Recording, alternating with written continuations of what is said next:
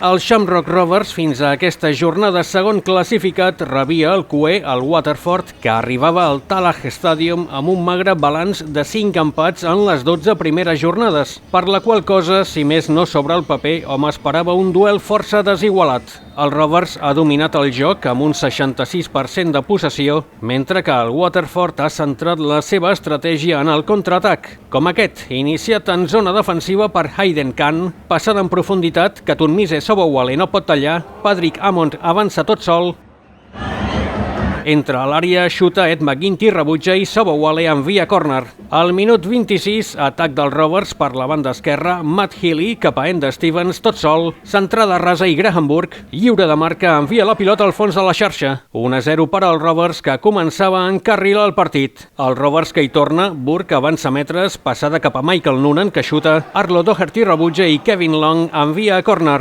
Noonan una altra vegada marejant els defensors, però el seu xut s'estavella al pal. A la segona part, el Rovers ha baixat la intensitat i ha cedit la iniciativa a un Waterford que ha pitjat l'accelerador mirant d'empatar el partit. Passada en profunditat de Khan, bon control d'Amond, però el seu xut és rebutjat amb el peu per McGuinty. De tant en tant, el Rovers s'apropava a la porteria del Waterford, però sense gaire perill, com aquest xut de Burke, que surt per sobre del travesser. Rèplica del Waterford, Ivan McLaughlin recupera la pilota a la zona de mitjos, 3 contra 3, i una mica abans de la mitja lluna engalta un xut que passa per sobre del travesser. Darrera oportunitat per al Waterford, Tom Lonergan cap a Jordan Faria, que centra, però McGuinty atrapa.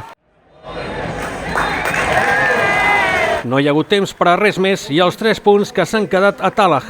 Això, sumat a l'empat del St. Patrick's Athletic a Galway, ha retornat els Hoops a la primera posició i per ara sembla que la lliga serà cosa de 2, Rovers i St. Pats, perquè ja hi ha un forat de 6 punts amb el tercer classificat, el Bohemian. Pel que fa al Waterford, molt haurien de canviar les coses per a evitar el descens, i és que, després de 13 partits, encara no ha aconseguit cap victòria i és a 9 punts de l'Sligo Rovers, 9è classificat.